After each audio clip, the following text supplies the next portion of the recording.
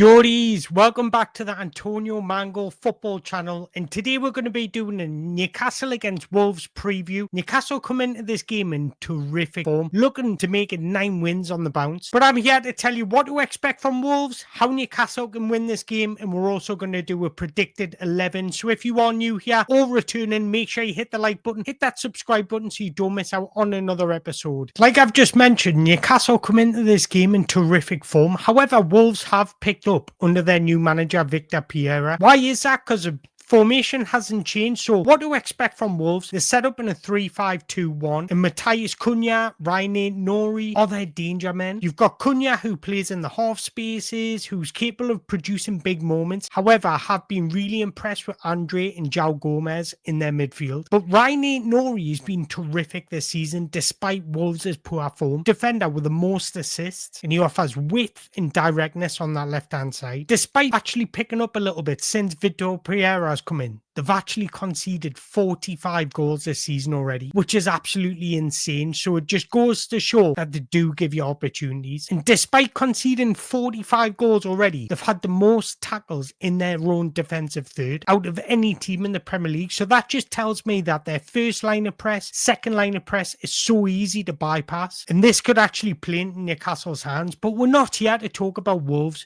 We're here to talk about Newcastle United. So I'm going to tell you exactly why Newcastle United will win this game. Despite us winning 8 games on the bounce and looking absolutely unbelievable in games of football, the way Newcastle's set up and the way they play works best against a back three. History tells you that setting up in a 4-3-3 gives you the best success rate against a back three. So I don't actually think Newcastle need to change anything. We just need to win with individual battles. So ultimately, what you want to do is stretch their backline, have their defenders go into spaces, in isolated spaces where they don't want to be. And the easiest way of doing this is play passes out wide, utilising the space out wide. That'll stretch their backline and it'll create more space for the likes of Isak, Bruno, Big Joe to run into. When you do utilise the wingers to stretch the defence, this draws their wing backs out of their position and creates more space in central areas. Secondly, you want to provide overloads in the midfield. We already do this so well, and that was seen in the games against Man United and Arsenal. The balance of Bruno, Tonali and Joe Linton is perfect for that overloads. So I would literally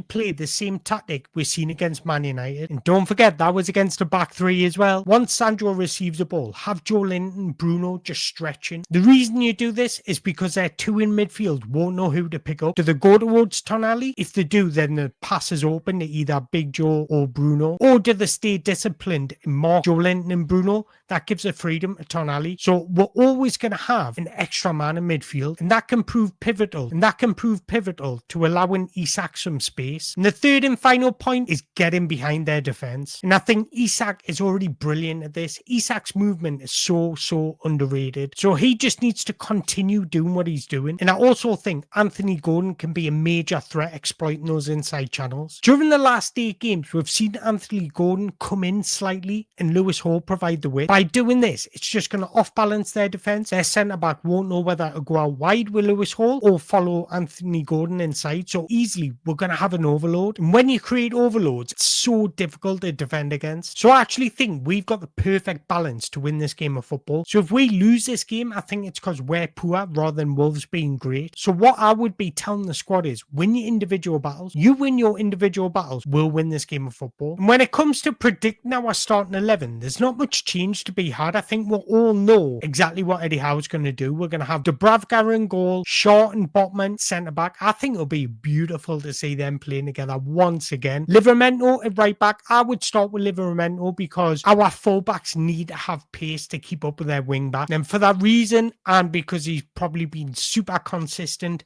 Lewis Hall at left back. And then the 3 in midfield would actually be the best midfield in the Premier League. Sandro Tonali, Bruno and Joe Linton. Jacob Murphy on the right, Anthony Gordon on the left, and then Alexander the Great as our striker. Look, I don't think there's much Newcastle United need to change. Continue playing with the 4-3-3 system. system, continue with the same style of play we've had over the past 8 games, and we will expose Wolves. So it's prediction time. It's prediction time. I'm going to go Newcastle United 2, Wolves 0. But enough about me. I want to hear from you guys. Let me know your prediction in the below, and is there any changes you would make to our starting 11? I think it's a bit harsh that Lewis Miley won't be starting, but how do you get ahead of Sandro, Bruno or Big Joe at the minute? Because those three have literally been the best midfield pairing in the Premier League. But I'm sure Lewis Miley's time will come. But before you leave this video, make sure you hit that like button, hit that subscribe button on your way out. Don't forget to comment as well your prediction, and until after the game, ciao for now.